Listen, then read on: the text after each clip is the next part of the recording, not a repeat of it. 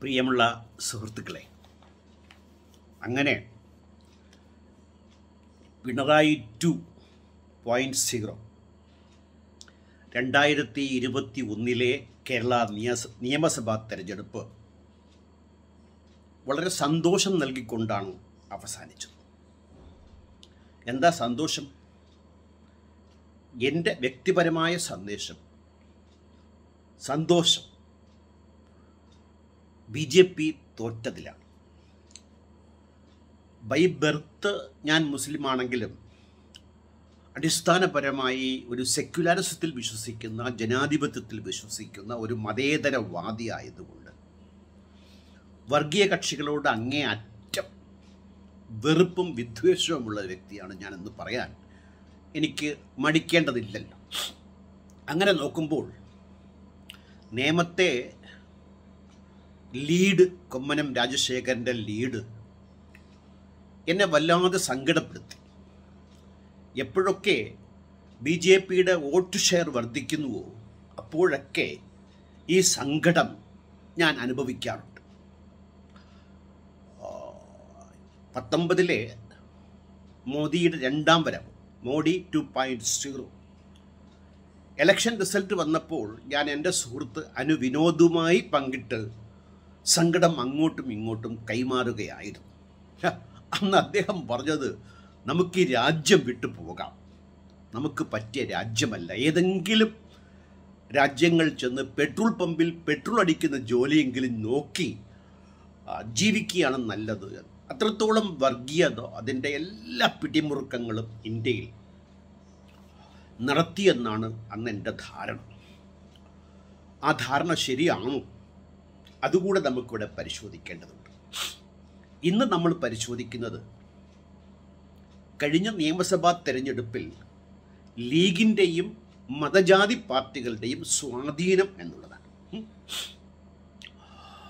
നേമത്ത് ആര് ജയിക്കും, അതിലുള്ള സാധ്യത എന്തെന്ന് ഞാനൊരു വീഡിയോ ചെയ്തിരുന്നു.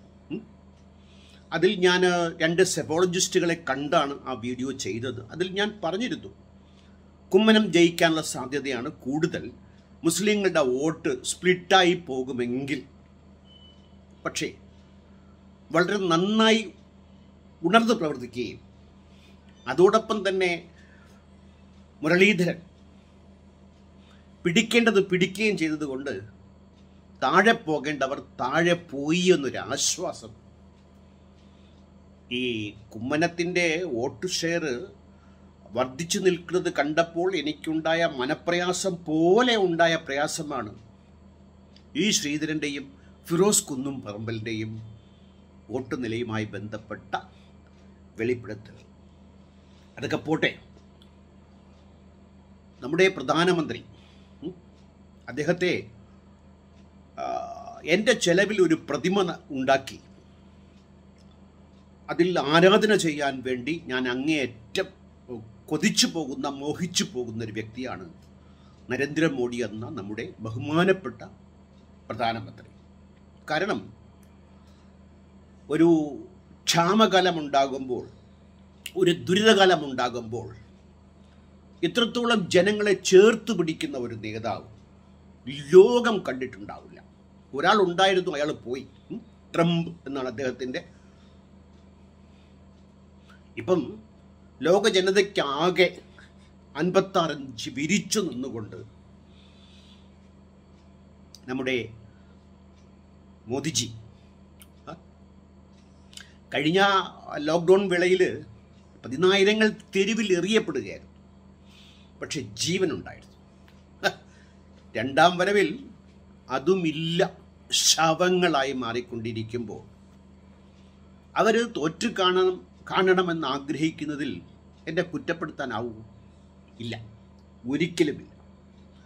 അദ്ദേഹം കേരളത്തിൽ വന്നിട്ട് ഞാൻ നിങ്ങൾക്ക് വേണ്ട വാക്സിൻ തരാം, വേണ്ട ആശുപത്രി സജ്ജീകരണങ്ങൾ ഒരുക്കാം, കേരളത്തിൻ്റെ തനതായ പ്രശ്നങ്ങളെ ട്രിവാൻഡ്രം മുതൽ കാസർഗോഡ് വരെ യാത്ര ചെയ്യണമെങ്കിൽ അത് വല്ലാത്തൊരു ദുരിതമാണ്. മറ്റു സംസ്ഥാനങ്ങളൊക്കെ മാറി ഉള്ള രീതിയിൽ നിൽക്കുമ്പോൾ നമ്മൾ ഇന്നും എന്തിന് എറണാകുളം പോകാൻ 6-7 മണിക്കൂർ സാധാ ട്രാഫിക്കിൽ ബുദ്ധിമുട്ടുന്നു. അതുകൊണ്ട് കോടിക്കണക്കിന് രൂപ ചിലവാക്കി ഞങ്ങൾ കേരളത്തിൻ്റെ അടിയന്തര ആവശ്യമായ റോഡ് നിർമ്മിച്ചു തരാം. അതൊന്നുമല്ല ആ മാന്യദ്ദേഹം പറഞ്ഞു. അദ്ദേഹം ശരണമയ്യപ്പോ എന്ന് അറിയാത്ത ഭാഷയിൽ വല്ലാണ്ടങ്ങ് വിളിച്ച് ആളുകളെ കയ്യിലെടുക്കാമെന്ന് വിചാരിച്ചു. നടന്നില്ല.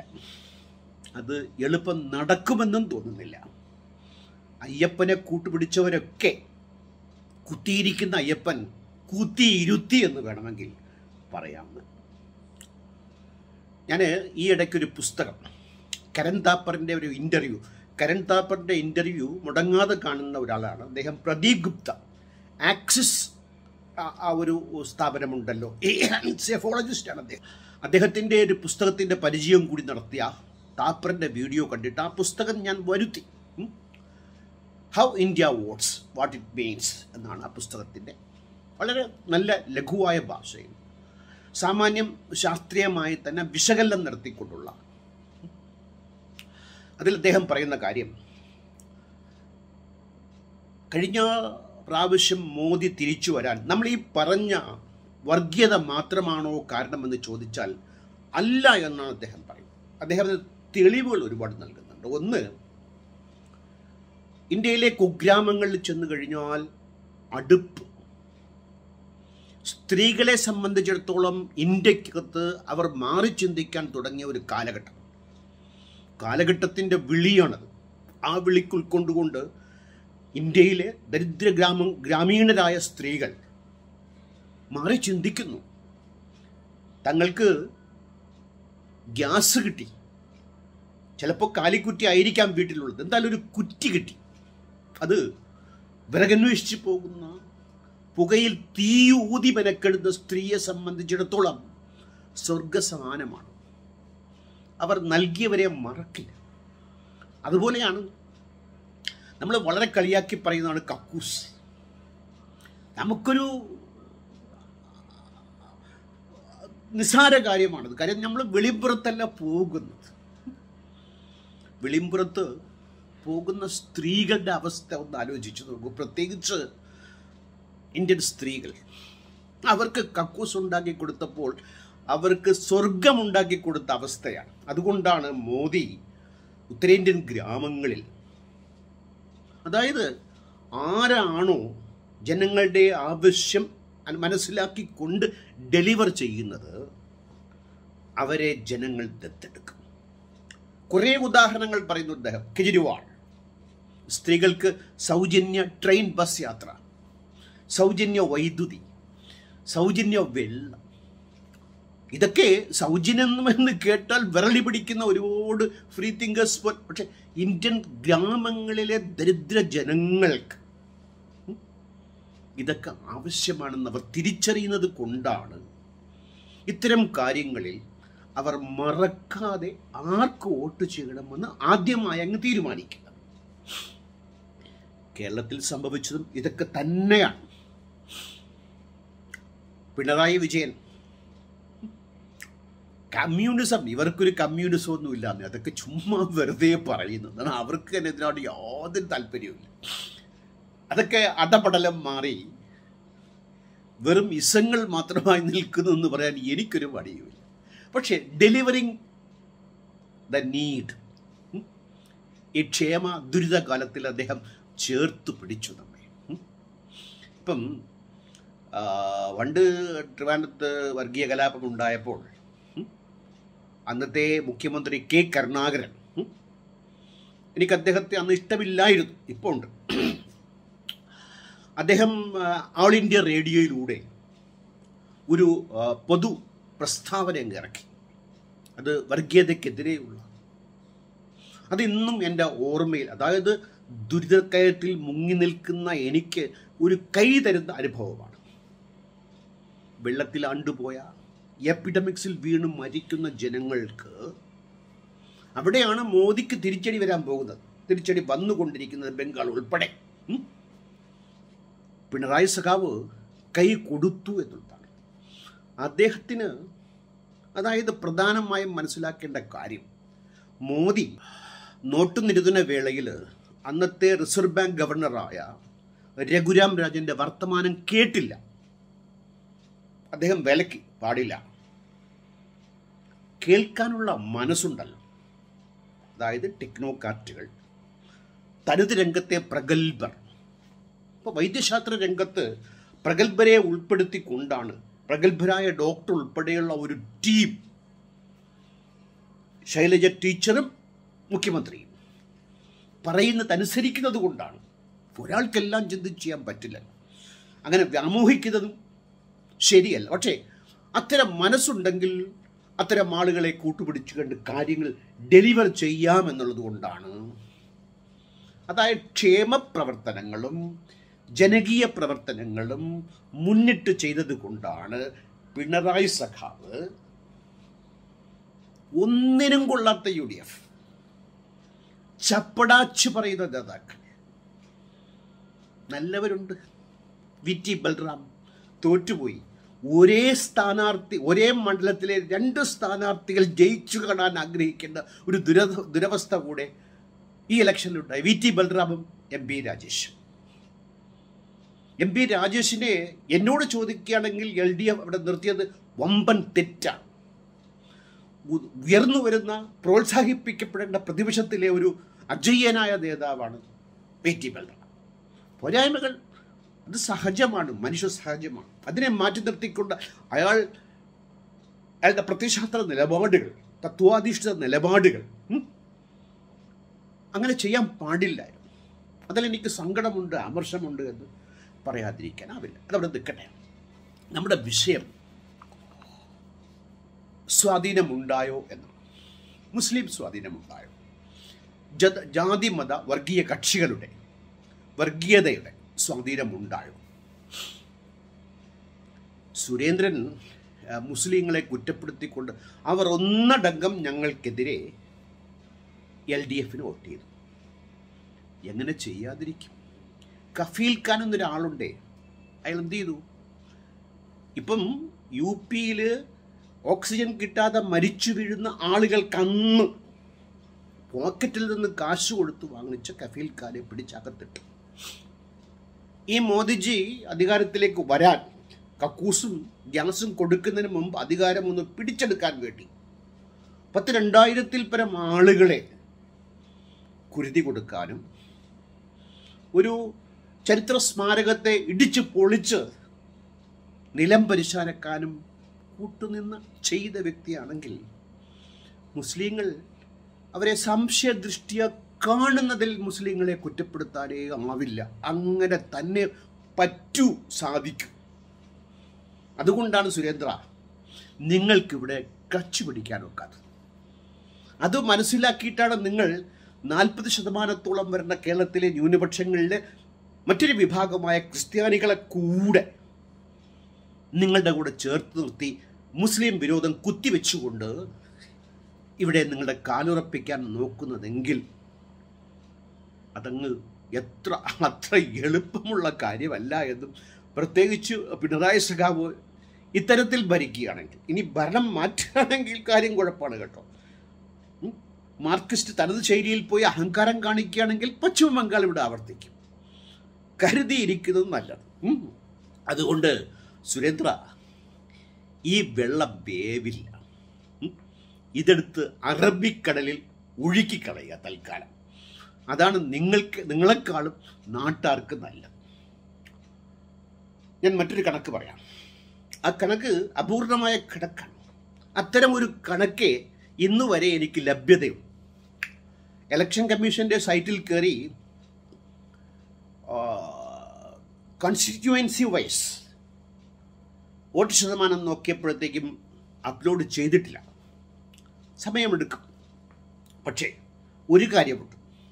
BJPക്ക് കേരളത്തിൽ ഏകദേശം 23 ലക്ഷം വോട്ട് കിട്ടി. ശതമാനക്കണക്കിൽ പറയുകയാണെങ്കിൽ 15-ലേക്ക് പോയത് 18-ലേക്ക് പോകുമെന്ന് കണക്ക് കൂട്ടിയത് 11.3-ലേക്ക് പോയി എന്ന്. ഇതിൻ്റെ കാരണങ്ങൾ ഞാൻ നേരത്തെ സൂചിപ്പിച്ച കാര്യങ്ങളാണ്. ഡെലിവറി ചെയ്യപ്പെടാത്തത് ഡെമറേജായി കിടക്കും. ഗോഡൗണിൽ. അതുതന്നെയാണ്. ഡെലിവറി ഇല്ല. പെട്രോൾ വില വർധനവിനെ ന്യായീകരിക്കുന്ന പ്രസിഡൻ്റായിരുന്ന ആൾ, കേന്ദ്രമന്ത്രി, ജനം സഹിക്കില്ല നിങ്ങളെ. അനുഭവിക്കുന്നതാണ്, ഓർമ്മയിലുള്ളതാണ്. കൊഞ്ഞണം കുത്തരുത്. അതിനി മാർക്സിസ്റ്റുകാരായാലും. അതേസമയം നിങ്ങൾ മറ്റൊന്ന് ആലോചിക്കൂ. ഒരു അഖിലേന്ത്യാ കക്ഷിയാണ് BJP.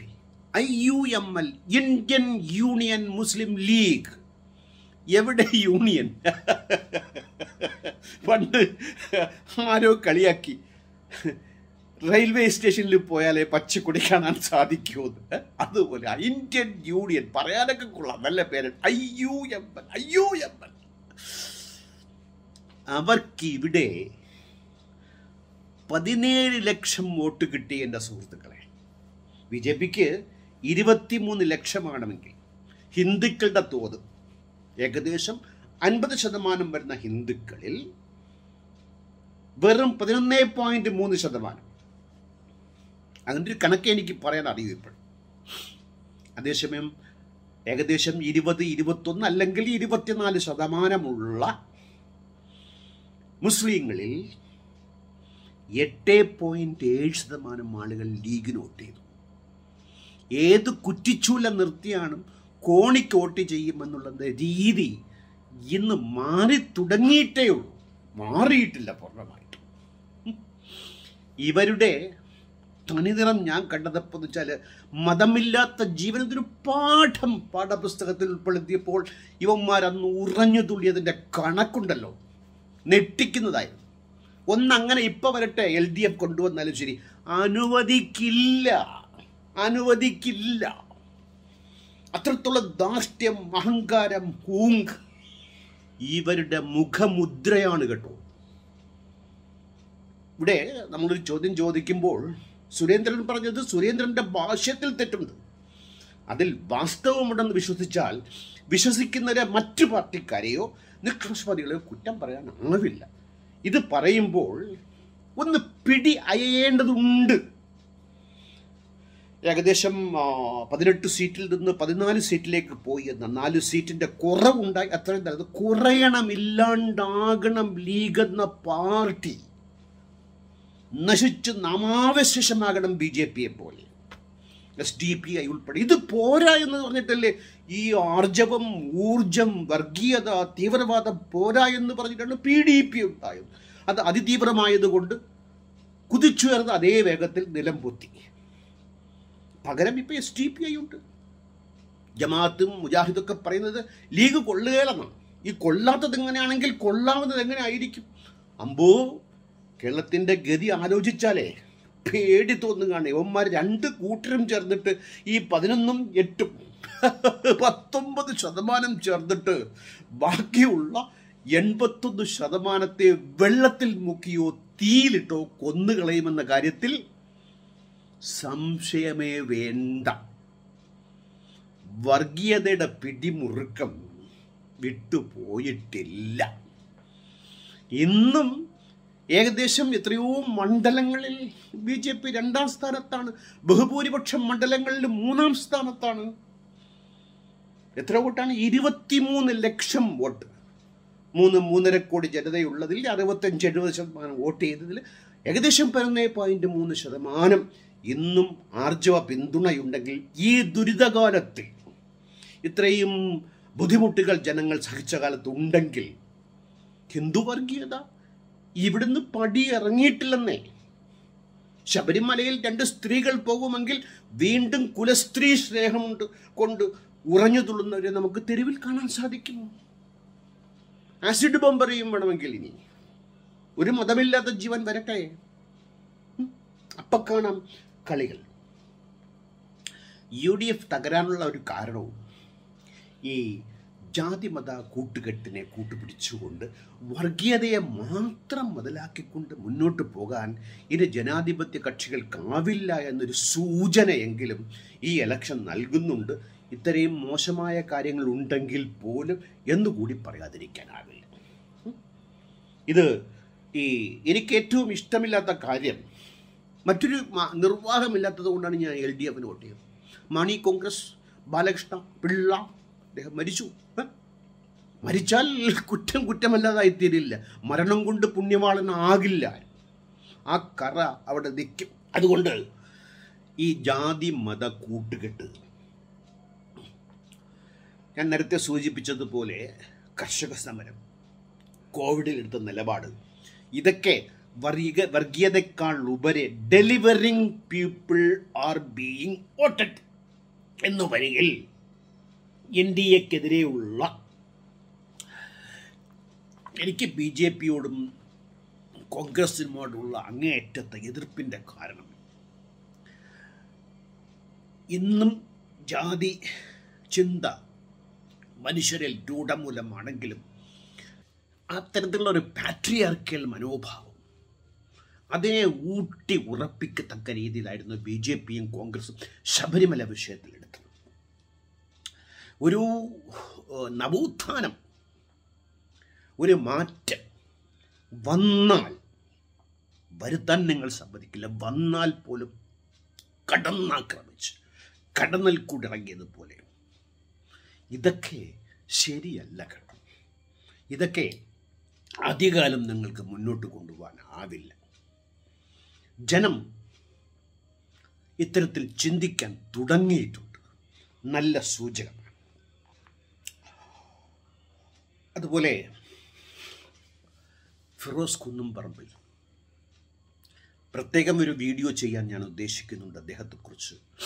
എങ്കിൽ തന്നെയും പരസ്യമായി പറയാൻ, ഇത്രയും നല്ലൊരു ജഗ ഫ്രോഡ്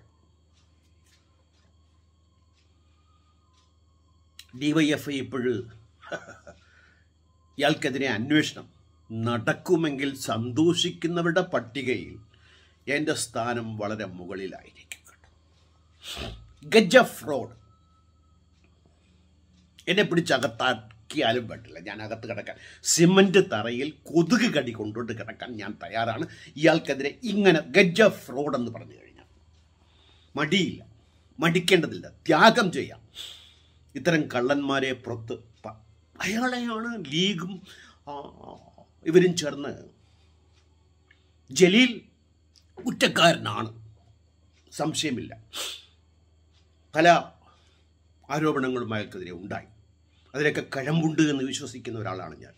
എങ്കിലും ഇയാൾക്കെതിരെ അയാൾ ജയിക്കേണ്ട ആവശ്യം മനസ്സിനകത്ത് തോന്നിയെങ്കിൽ ലീഗിന് വോട്ട് കുറയുന്നു, UDF തകരുന്നു, BJP പുറകോട്ട് പോകുന്നു.